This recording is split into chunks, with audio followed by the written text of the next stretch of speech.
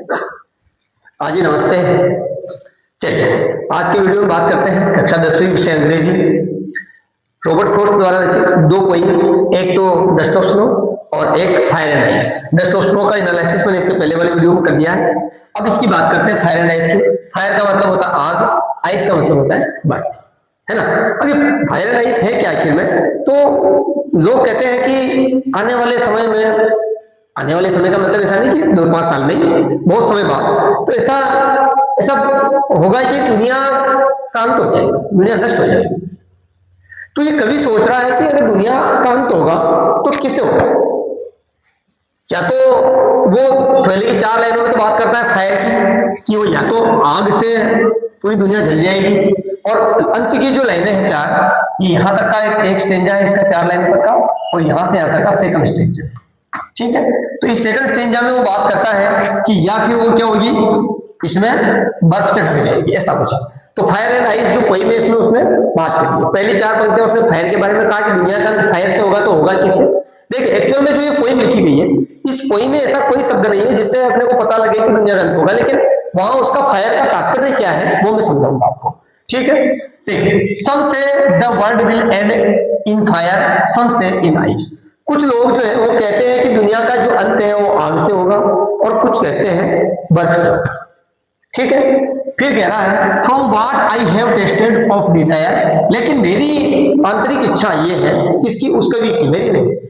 वो कवि कह रहा है कि मेरी आंतरिक इच्छा ये है, कि मेरी इच्छा ये है कि I hold with those who favour fire, मैं उनके साथ हूं जो आग से दुनिया को अंत की बात कर रहे हैं।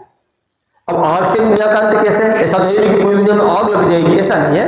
आग का मतलब यहाँ ये है फायर से कि लोगों में उदासीनता आ गई है, निराशा आ गई है ना। कोई भी कार्य हो तो मुझे क्या काम, उनका काम है, मान लीजिए मैं क्यों करूं, वो करेगा, ये उदासीनता, नेगेटिविटी लोगों के अंदर भर रही है, उसी को यहाँ फायर कहा, ठीक है। और आइस का तात्पर्य यहाँ क्या है? But if I had to perish twice, perish twice का मतलब होता है कि ये मतलब कहने का मतलब बहुत ज्यादा, ये एक ही बार अगर फायर से रोका है, किससे भी दुनिया का अंत हो, लेकिन 2 बार से बेहतर है किसी भी एक तरीके से, ऐसा कहना चाह रहा हूं। Perish twice, I think I know enough of hate to say that for destruction ice.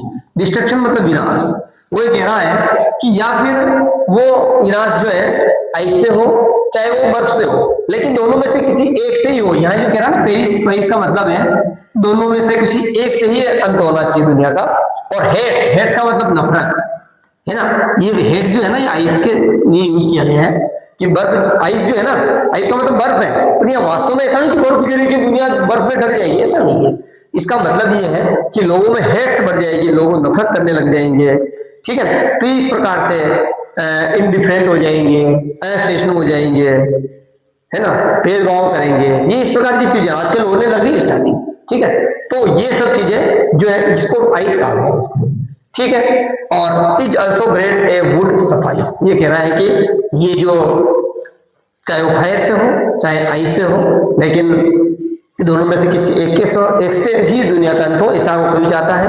और आइस जो है, आइस को यहाँ पे हेट की तुलना भी की गई है, और इसमें बहुत सारे शब्द आएंगे, मैं आपको और भी जब क्वेश्चन आंसर करूंगा तो बताऊंगा कि भी आइस का यहाँ तात्पर्य क्या था और फायर का यहाँ तात्पर्य क्या था। इस प्रकार से ये पोइम थी फायर एंड आइस।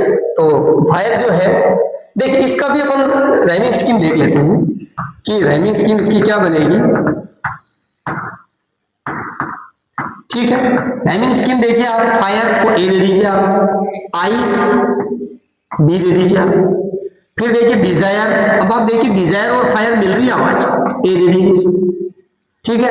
फिर देखिए आइस और यहाँ फायर ही आपस लेवल इसमें, तो यहाँ वापस ए ही रखना पड़ेगा क्योंकि मिली नहीं आवाज, इनकी अलग गई, उस तीनों की एक।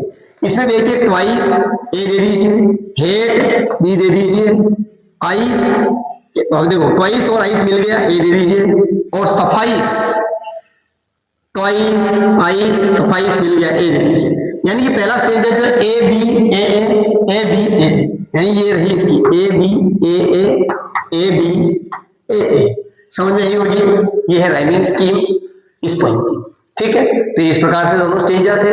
अमेरिकन पोइट रॉबर्ट फ्रॉस्ट ने ये दोनों पोइम लिखी है, अगले वीडियो में अपन बात करेंगे इन दोनों पोइम के कुछ महत्वपूर्ण प्रश्न। ठीक है, वो वीडियो इस पे तैयार कर देंगे तो आपकी दोनों पोइम कंप्लीट हो जाएगी। फिर इसके बाद आपका एक चैप्टर आएगा ए लेटर टू गॉड, तो उस चैप्टर की बात करेंगे और फिर उसके कुछ क्वेश्चन की बात करेंगे। इस प्रकार से अपना एक पूरा पहला चैप्टर पूरा हो जाएगा और उसके बाद हम आगे के चैप्टर की बात करेंगे कक्षा 10वीं विषय अंग्रेजी। ठीक है, चलिए धन्यवाद, मिलते हैं अगले वीडियो में।